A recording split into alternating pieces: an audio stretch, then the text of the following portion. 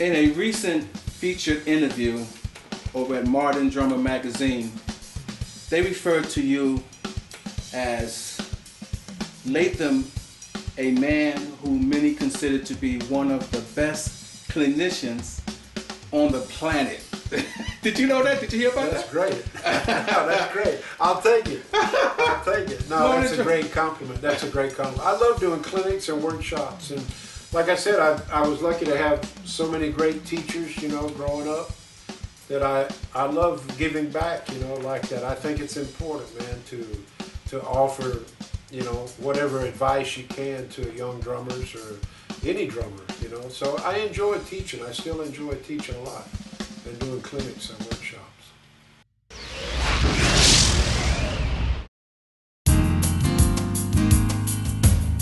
Hey, brother. Cheron. Rick.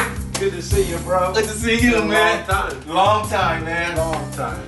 Oh, it's good to see you. Great. Good to put eyes on. One of the things I was saying as I came through as I knocked on the door up front there, I couldn't help but to, just to feel all fuzzy and warm as I saw you, man. One of the things I said was, he's okay. You know, he's with me and he looks great and it's good to put eyes on him. Yeah, thank you, man. Yeah, You're looking good too, man. We're both looking pretty good. We've been around a long time.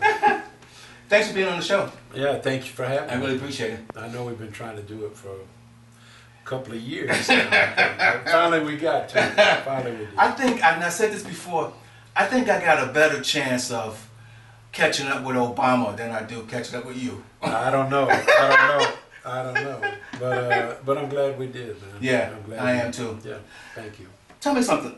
You're from Columbia, South Carolina? Columbia, yeah. Grew up in Columbia, the capital, South Carolina. Yeah. Wow. What was it like down there? Man, it was great, you know, at that time, man, you know, I was born in 55, so, you know, in the 60s I started playing. So, you know, man, a lot of soul, R&B, and blues in the South at that time, and gospel music, you know. You started playing drums when you was about 12 years old? 12. How did you get attracted to drums? Were you doing the pots and pans and stuff too? No, you know, I didn't do that, man. But you know what I used to do is, my parents used to watch Johnny Carson at night, you know, and Buddy would be on there, Buddy Rich, Louis Bellson, Ed Shaughnessy was always on. It would have other guys like Colin Bailey subbing and stuff, and that's where I kind of got interested in playing the drums. I don't really know, you know, I took drumming in school, high school band, so that's, you know, I kind of had an interest in drumming, but, you know, seeing Buddy and stuff, man, those guys really inspired me, and I just one night said, you know, man, that's what I want to do. Wow. I want to play drums in a big band. I wanted to play in a big band, like an orchestra, you know. So that's what started me. Do you remember when you got your first drum kit? I certainly do, man. I got it for Christmas when I think I was 12. I think that's, yeah, and it was a really inexpensive kit from Western Auto store. Western Auto was like Montgomery Ward or something, you know, back in the South. And a blue sparkle, man. True Tone. What? True Tone. I thought you might have the red sparkle. No, blue, man. I like blue. Blue's my favorite color, but yeah, that was my first drum kit, man. And it was, I think it was about $150 or $125 or something. Yeah. But it was incredible, man. Really cheap cymbals, you know, they were, eventually I bought more cymbals. And take me to high school. Now, I got here in high school, you, a lot of gospel music, a lot of Motown, a lot of Atlantic records artists, which was a lot of rock stuff, I think, wasn't it? Sure. Rock and R&B, you know, I was into the typical, like, radio stuff, you know, but in the South, like I said, man, it was interesting because in the South, there was, you know, really soul music, you know, R&B, old school soul music, you know, Temptations and stuff, you know. But Atlantic too, man, had Aretha and, you know, a lot of that kind of stuff. So, you know, I was playing with a lot of black cats, man, underage when I was too young to actually be in the club. I started playing with cats, you know. So that taught me a lot. And gospel back then, real gospel, like you know, the Jordanaires and people like really old school gospel groups. They were almost like pop groups, but singing, gospel, kind of circular kind of song, So, man, it was secular, not circular, secular music. So, I love that stuff, man, because it had a certain feel to it, But the pop stuff too. I mean, I was into everything that was on the radio. There was a lot of bubblegum kind of on the radio at that time in the South, But bands like Chicago, Blood, Sweat, and Tears. I was into back then. That was nice. Three Dog Night. Oh yeah. Grand Funk, man. That stuff. And everybody was into, like, all the hard guys were into, like, Deep Purple and Led Zeppelin, which was great. Yeah. Yes, all that kind of stuff. When I graduated high school in '73, so was into all that stuff, man. But really dug the soul and R&B blues kind of stuff. Rick, what is that there? That award there? Key to the City, Shelby, North Carolina, where I went to high school. That was a great honor too, a couple years ago. Tell me about going on with the college.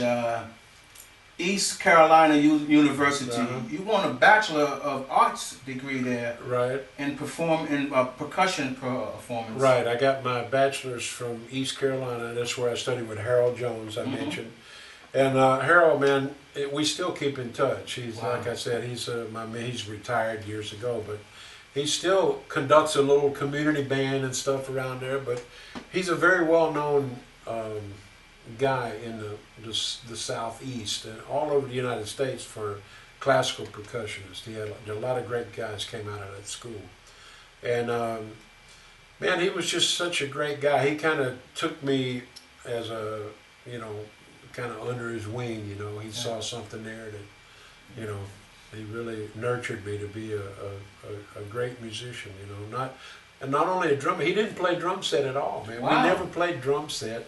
He had a drum set in his office, and I would always be like jamming in there. He would come in, and then we'd have to do my marimba lesson, So, but yeah, I studied marimba and timpani, multi-percussion. I played in the symphony orchestra and the marching band. I was also writing stuff for the marching band at that time. And yeah, that's, I started studying classical music there. Wow. Playing in the jazz band, they had a jazz ensemble. So, and that George Broussard, the jazz ensemble, he's passed away now, but he was a great influence too, because he introduced me to, like Stan Kenton, and around that time Maynard Ferguson, more Buddy Rich stuff. We played some of those tunes. So, that's, was a great experience. If you could get to see his real bio, there's about a page and a half of just school. Just school. And I was going through it going, that's a show by itself. You've had a lot of schooling. This is only the surface of your schooling. Yeah. And you won a lot of awards. Well, it all, again, man, just happens over time, How long you been playing that way? Well, I got a guess, but I ain't gonna say. Well, over 50 years. Woo! I said about 40. Over 50 years. Over 50 years. Yeah. Rick, you have a award there in your hand. Yeah, this is one I got from the Montreal Drum Festival 2005 from the great Ralph Angelillo. And it says, the Montreal Drum Festival hereby salutes Rick Latham, often referred to as the father of linear drumming. A world-class musician, eloquent educator, Rick Latham has enriched the drumming experience. So that was a great special, one of the awards that I've gotten over the years, which means a lot to me. It's always been a great festival.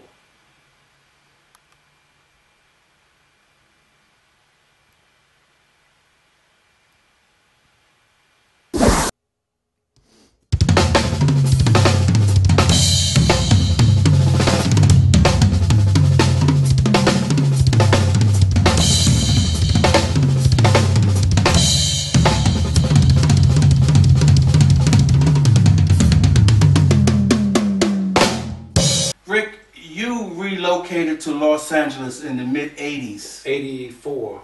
84. Yeah. Yeah, it was funny. April 1st, April Fool's Day, 84. I drove my van. I had a blue van, a drum kit, and a tuxedo, and drove here from Dallas, Texas. Sure. Yeah. I was living in Dallas after North Texas. I lived there for a couple of years. What actually brought you here? Just, you know, at that time, you know, when I left school to go on the road, you know, I ended that gig, and I had met some different guys in Vegas, living in Vegas for a while, from New York and LA, you know, and I talked to a lot of musicians, and, you know, just, you know, New York was like a place to go for jazz, and LA was the place to go for like pop music, you know. And I felt that I was more of a pop groove guy than a jazz guy at that time. You know, I love playing jazz and big band stuff and trios, and, you know, I had done a lot of that, but I just thought the commercial music was, you know, would make more money and would have a chance. You know, everybody wanted to be a session guy like Jeff Porcaro at that time too. So LA was the place to be, you know. So that's why I chose LA. Rick, you lived in Italy for a while there, huh? In Milano. Oh! The last 4 years, man. I just moved back last year. Oh! Yeah. What's the music scene like over there in Italy, and did you get any good spaghetti? I had lots of great food, man. And they make a lot more than spaghetti, man. Oh, okay. And pizza. Okay. But there's so many pastas, man. There's over 100 different kinds of pastas, man. I didn't know that. Most people don't know about it. Yeah, they got names for all these noodles, you know. It's crazy, it's crazy. Fettuccine, gnocchi, you know, there's all this crazy, all this millions, you know, different combinations. But yeah, I was in Italy for like the last 4 years mostly, playing around Europe, not only in Italy, but I was teaching at a school in Milan, and I had a trio over there. I still do. I go back in the springtime, and we'll do some concerts. But the scene was great. I mean, the scene was, you know, pretty much like LA, like any big city. You know, there's clubs, there's a good music scene, but there's a lot of in Europe in general. There's a great music scene of many festivals and stuff like that. So we were playing a lot of festivals, not so much working in Italy so much, but Poland, Croatia, Spain, France, Germany. Great. I love it, man. And that's why I moved over there. I like to work, I like to play. And, you know, LA has changed a lot, man, from the 80s. I mean, there's not a lot of places to play. It's a great place to be. I love LA. And to do sessions, and it's a great place to network, to meet artists. There's a lot of artists that live here, of course, and, you know, so, but, you know, the playing situation in LA has really reduced quite a bit over the years. Everybody's got studios now like I do, so we work in the studio, but I love Europe. I've been going to Europe for 30 years, so my wife and I decided I wanted to get an apartment somewhere in Europe. And I chose Milan because it's really geographically, if you look at Europe, Milano, Italy is really right in the middle. So I could go easily to, and it's got a big airport, Malpensa. I could go easily to France, Germany, everywhere, Eastern Europe. So it was great. What was it that took you over to Italy? Was it a job, or you just wanted to get out? I just wanted to go over there. I had chances to play more, you know, and I was teaching at a school in Milan for a while and one in Torino. So I was doing some teaching as well, so that was cool. But I was also teaching privately, but doing gigs, working, and doing a lot of clinics. I still do a lot of clinics, you know. Rick, I see you sitting behind the kit. Right on. Right on, right on. Happy place. That's some place you know well. You've had a lifetime of being over there. I like it. I like it. My favorite spot in the house. I want to ask you about, I call it left hand low. But tell me about that left hand traditional grip. Yeah, well, again, man, that's the way I learned, and it always feels good to me, you know. That I use pretty much basic traditional grip. I use the molar technique, you know, a lot.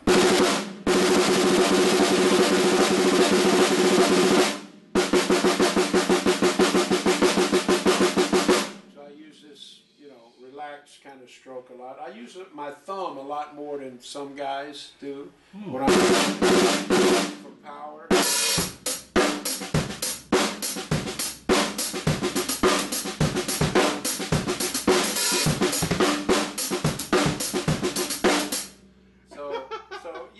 it's a pretty, basic traditional grip with the left hand. When you say using your thumb, are you pressing down on the stick more? I don't really push that much, but I use the thumb to control it.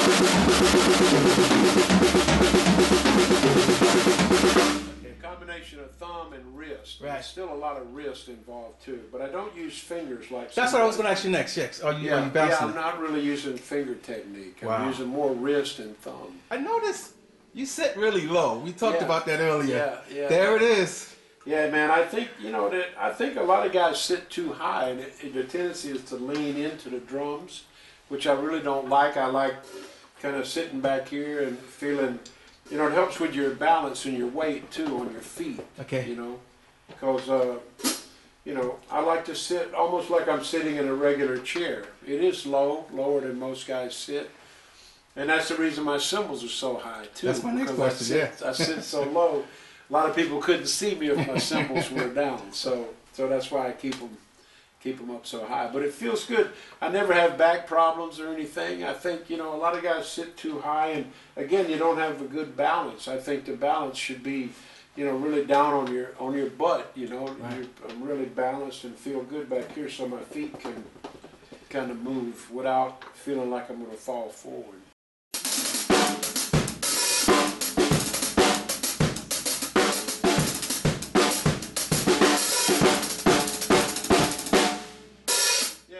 It's just my thing, That's funny. These are all things people would never know. The intricacies about you. Some people Other drummers. never know about any drummer. That's some guys never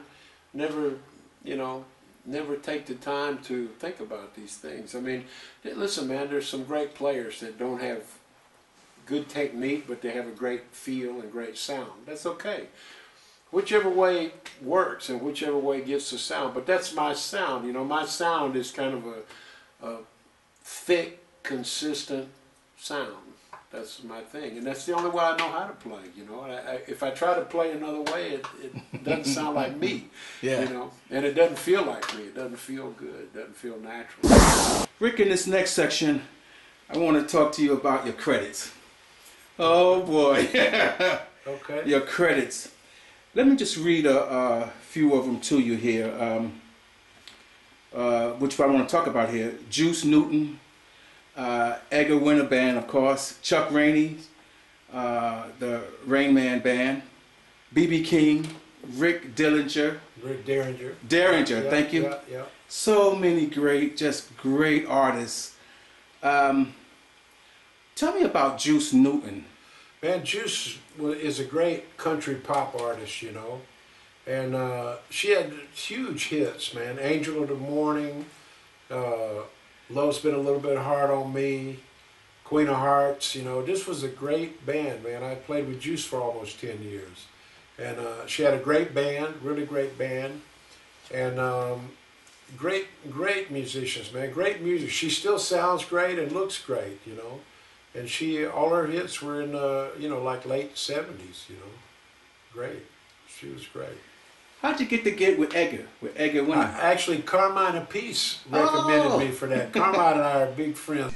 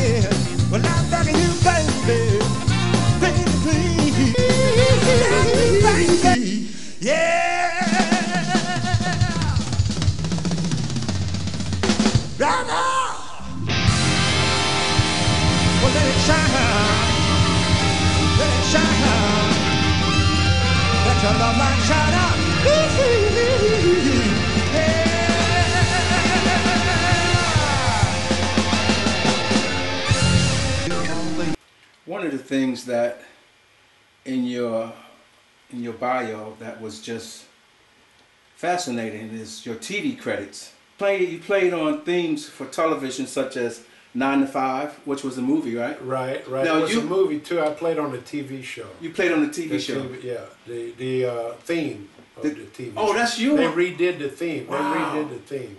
And that's you on Fame also? Fame, I did a lot of Fame. Not all of Fame, but yeah, some of the episodes too. Is that you in the theme Not song? on the theme okay. of Fame. And then you, we talked about the Quincy Jones soundtrack, Fast Track? Right. Fast Forward, I'm Fast sorry. Forward, right. That was the thing we talked about a little bit earlier. That was the thing that Quincy was producing. And man, a lot of great musicians played on that soundtrack. I was lucky to get that. You know, as I told you, I just met this friend at the Union one day that asked me if I, you know, was going to be in town and could play this gig. And it ended up being several months, and got to do the pre-record and play, you know, on the movies. So some of the stuff is on the movie, so great. Just recently you did the DVD release for Gone in 60 Seconds and Daredevil. Right, right. Wow. And Spider-Man. I played a little bit for Spider-Man too. Was it the track or was it? Yeah, just incidental music throughout the movie, you know. But it was cool. On Gone in 60 Seconds, I did a double bass drum thing. I never played double bass drums, but it was a real beat, really fast, you know, kind of thing. They have this special on the bonus CD or the bonus DVD they made. They have this thing called Action Overload, and I'm playing double bass drums, and it's rocking like bombastic kind of thing, which is cool. But yeah, I've done some movies and still do occasionally some of that stuff. But I work here at home a lot. I do a lot of tracks for people like you see here, wow. which is great. This is fascinating. I would never know where you have the time for this, but your books and your DVDs. Now I might have these out of order, but tell me about your book, Contemporary Drum Set Techniques. Yeah, that's my second book. Actually. That was your second book. Okay. The first book, Advanced Funk Studies. Okay, I'm gonna be coming to that one. Do a little. This was your first one. This is the second one, Contemporary Drum Set Techniques. Hold it up a little bit higher. Which yeah. I actually like to start guys with this book because it's a little more of some of the stuff we talked about earlier at the kit. Right. The linear kind of drumming. So this is actually kind of more my concept and approach to playing. Whereas and this was written in 1990. The first book, Advanced Funk Studies, was 1980. And that's the one that most schools use, and a lot of guys know me from this book. Came out in 1980. But it was only, a lot of transcriptions and stuff at that time. There's not really a lot of text in this book, but there's a lot of great grooves and how to create some like linear kind of funk grooves when they were very popular in the late 70s and stuff. But in the blue book, there's more actual text of how to really come up with these kind of grooves. And then while I'm promoting, man, please, my DVD that I did with Drum Channel. Yes, is 3 DVDs. It's 5 hours of stuff, but it's also kind of my whole approach to playing everything. And it's got pictures of me playing with a band, also some videos of performances with the band, and going through my whole kind of concept of playing. Did you know that you and I shared a magazine issue, or article, not article, but issue together? I don't know if I... You didn't know that? Oh. Maybe I did. Yeah, we shared in one. Modern Drummer? In Modern Drummer. I meant to bring it with me, but I forgot, but I'll show When was it from? It was, I'm dating it, could have been around 96, 98. Okay. But Terry Bozzio was on the cover. Rick, let's talk about endorsements. We touched on it a little bit earlier. What are you doing endorsements? Sticks, cymbals, heads? I know you got the sound pads and other things. Right. Talk about your endorsements, if you will. Sure. I've been playing all of these companies for a very long time, man. DW drums and hardware. I love the drums. I love the hardware. Been playing DW since the mid-'80s. Evans drum heads I use. I'm using, about the drums too for a second. I like the Collector series. I have a lot of different drum sets, several different configurations, but I like maple. mostly. I have some birch kits. I also have some PDP kits that I like quite a lot. Those are really good drums as well. But I love the collector's series. I got several different snare drums.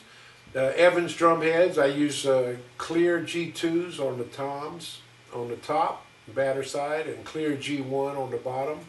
The snare drum, I use a coated Genera with a built-in ring. Pretty much, I use a G2 clear on the kick drum, on the bass drum. Istanbul Mehmet cymbals, I've known Mehmet personally for over 40 years now, and love the cymbals. Istanbul Mehmet. I use primarily this setup that you've seen in the studio, 61st anniversary 22-inch ride, very dry. The Turk hi-hats, again, very dry. I usually use the traditional crashes, 16, 17, 18 traditional crash. I do have some splashes. I use the X-Ray that we talked about a little bit. Sticks, ProMark makes my signature stick, the Rick Latham 717 Groove Stick. Rick, I want to talk to you at this time about a section of the show that we do, I call Word of Advice. Okay. And what it is it's a section where I ask the drummers if they would leave a parting word for the young and up-and-coming drummers that are maybe frustrated or trying to get traction in this game, in this music business. If you would give them some words of advice. Okay. You know, the advice I give everybody, you know, in my clinics and workshops and students, even here, private students, you know, learn how to network, very important, you know. Don't be so ego-driven, you know. Forget about your ego and learn to play with artists that want you to play what they want and what's needed for the song, you know. Every song is not going to be a drum solo, so, and that's not why they're going to hire you most of the time.